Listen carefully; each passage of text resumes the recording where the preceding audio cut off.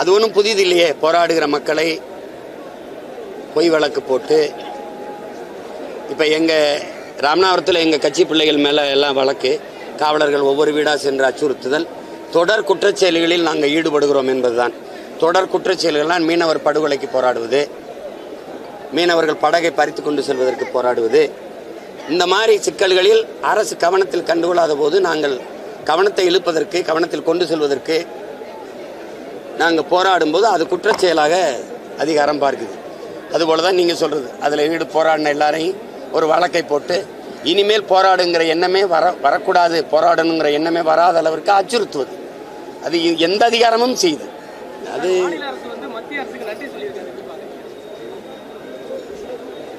எதுக்கு சொல்லியிருக்கு? 100 ரூபா நாணயம் வெளியிட்டதுக்கு நன்றினா தமிழ்நாட்டுக்கு தர வேண்டிய நிதிநிலை அறிக்கையில் நிதியை ஒதுக்காததுக்கு என்ன சொல்லுவீங்க? நன்றின்னு சொல்லுவீங்களா இல்லை வேற ஏதாவது சொல்லுவீங்களா?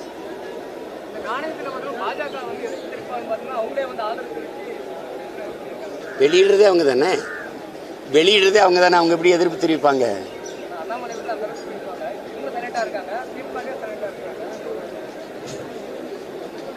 பிஜேபிக்கும் திமுகவுக்கும் என்ன கொள்கை மாறுபாடு இருக்குதுன்னு நீங்கள் நினைக்கிறீங்க? சும்மா எதிர்க்கிறது மாதிரி எதிர்ப்பாங்க, நம்மளை ஏமாற்றுவதற்கு. தேர்தல் நேரத்தில் பேசுவாங்க, விளையாட்டு போட்டியாக அவரை கூட்டி வந்தால் நடத்துவாங்க, நலத்திட்டமாக அவரை கூட்டி வந்தால் நடத்துவாங்க. ஆளுங்கட்சியாக இருக்கும்போது, எதிர்கட்சியாக இருக்கும்போது கோபேக் மோடி, கருப்பு கொடி கருப்பு பலூன். ஆளுங்கட்சியானா வெல்கம் மோடி, வெள்ளக்குடை, காவலர்களுக்கு காக்கியை கழட்டிட்டு காவி சீருடை. நேற்று பார்த்தீங்களா, பேண்ட்டு தான் போடுறாரு. ஏன் காக்கி பேண்ட்டு போடணும்? முதல்வர் எதற்கு காக்கியா அந்த காலாடையை அணியணும்? இப்படி தானே நீங்கள் பார்க்கணும்.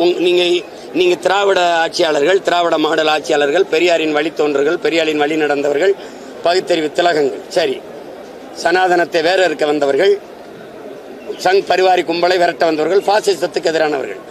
ஒவ்வொரு முறையும் ஆளுநர் ரவி அவர்கள் பெரியார் பல்கலைக்கழகத்தில் பங்கேற்கும் போது கருப்பு சட்டை அணிந்து வந்தவர்கள் சட்டையை கலட்டினாங்களா இல்லையா?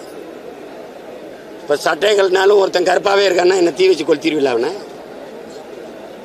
அன்னைக்கு ஒரு நிகழ்வில் கருப்பு சட்டை போட்டவங்களாம் கழட்டினீங்கன்னா இல்லையா? பெண்களே கருப்பு துப்பட்டா போட்டிருந்தா எடுத்து வெளியில் விடுவீங்க. இப்போ கருப்பாக இருக்கிறது உங்களுக்கு பிடிக்காதுன்னா தலையில் இருக்கிற முடியெல்லாம் மயிரெல்லாம் கருப்பாக இருக்கல வலிச்சு விட்டுருவீங்களா? சொல்லுங்கள். நீங்கள் ஆளுநரும் மொட்டை அடிச்சுட்டு வருவாரா? கருப்பில் அப்படி என்ன வெறுப்பு இருக்குது உங்களுக்கு? என்ன வெறுப்பு இருக்கு? வெள்ளையாக இருக்கிறவங்க உழைக்கிறதெல்லாம் சாப்பிடுவீங்களா? கருப்பாக இருக்கவன் சாப்பிட்ற கத்திரிக்காய் வெண்டைக்காயெல்லாம் சாப்பிட்றதில்ல. ஐயோ, இவன் கருப்பாக இருக்கிறவன் விளைய வச்சு கீழே போட்டு போயிடுறீங்களா? செட்டை தானே இதெல்லாம். இதையான் கண்டிக்கல பகுத்தறிவு திலகங்கள், பெரியாரின் வழித்தோன்றர்கள்? நான் ஒருத்தன் தான் கத்திக்கிட்டு இருக்கேன்.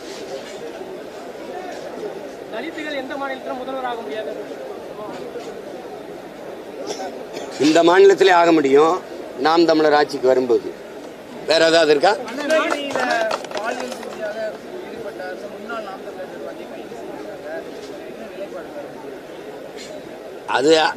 அது உரிய நடவடிக்கை அரசு எடுத்திருக்குது, காவல்துறை கைது செய்திருக்குது.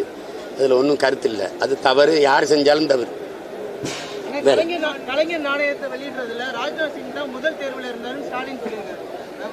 இல்லை, அவர் இல்லை, ராஜ்நாத் சிங் இல்லை, அது நிதின் கட்காரி இருந்தார், இல்லை மோடி தான் இருந்தார், இல்லை அமித்ஷா தான் இருந்தாருன்னு சொல்லிடுவீங்களா என்ன? தம்பி என்னை கேளுங்க, நீங்கள் தானே கேள்வி கேட்டது. ராஜ்நாத் சிங் வந்துட்டார், வெளியிட வந்துட்டார். இல்லை ராஜ்நாத் சிங்கில் என் தேர்வு அமித்ஷா தான், இல்லை நிதின் கட்காரி தான் சொல்லிடுவீங்களா என்ன? வந்துட்டாரா, அப்புறம் அவர் 2 வார்த்தை புகழ்ந்து பேசணும்ல. நானே வெளியிடுறதுக்கு நீங்கள் தான் தகுதியான ஆள் சொல்லிட்டு போக வேண்டியதானே தம்பி. இதான் தம்பி பாசிச எதிர்ப்பு. பாசிச எதிர்ப்பு 100 ரூபா காசு வெளியிட்டால் பள்ளி இழிப்பு. பாசிச எதிர்ப்பு இதை போய் பேசிட்டு போராடும். ஆட்சியின் வரைவில் கொடுக்கும், செயல்பாட்டு வரைவில் நீங்கள் செய்து கொடுக்கணும் அப்படின்னு கோரிக்கை வைக்கும். இல்லைன்னா வந்து தீக்கும், அவ்வளோதான். இப்போ கேட்குற இடத்துல இருக்கேன், ஒரு நாள் தீக்கிற இடத்துக்கு வரணும்னு போராடுறேன், அவ்வளோதான். தொடரக்கூடாதுன்னு நினைக்கிறேன், முற்று வைக்கணும்னு நினைக்கிறேன். அதனால தான் மாண்புமிகு மின்துறை அமைச்சருக்கே இந்த கோரிக்கை, இந்த போராட்டத்தின் மூலம் நீங்கள் அந்த இதை வெட்டி அவருக்கு அனுப்புங்க. கோரிக்கை வச்சிருக்கிறார், தயவு செய்து செய்யுங்கன்னு. செய்வார்னு நான் நம்புகிறேன். எதுக்கு செல்லா காசை போட்டு இவ்வளோ நேரம் பேசிக்கிறார்? 100 நாணயத்தை வாங்கி கொண்டு அந்த நாணயத்தை வாங்கி கொண்டா டாஸ்மார்க்கில் கூட கூற ஒரு குவார்டர் வேணா கொடுக்க சொல்லுவோம். பாதகம் செய்பவரை கண்டால் நாம் பயங்கொள்ளலாகாது பாப்பா, மோதி மிதித்து விடு பாப்பா, அவர் முகத்தில் உமிழ்ந்து விடு பாப்பா. அண்மை செய்திகளை உடனுக்குடன் தெரிந்து கொள்ள இணைந்திருங்கள் இயம்நாடு தொலைக்காட்சியுடன்.